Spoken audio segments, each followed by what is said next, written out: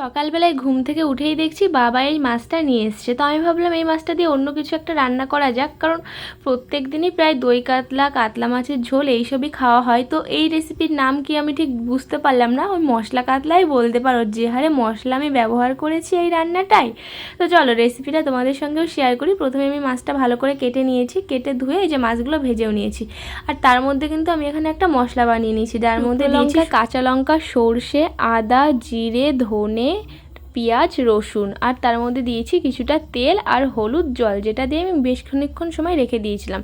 আর তারপরে কিন্তু এটা আমি মিক্সিতে একটা পেস্ট বানিয়ে নিয়েছি। আর দেখো, যেই তেলে আমি মাছটা ভেজেছিলাম তার মধ্যে বেশ কিছুটা তেল দিয়ে কালো জিরে ফোড়ন দিয়ে এই মশলাটা ঢেলে দিয়েছি। আর মশলা ঢেলে তোমরা তো জানোই আমি মশলা খুব ভালো করে কষিয়ে নিই, না হলে মশলা থেকে একটা কাঁচা স্মেল বেরোয়, তার জন্যে।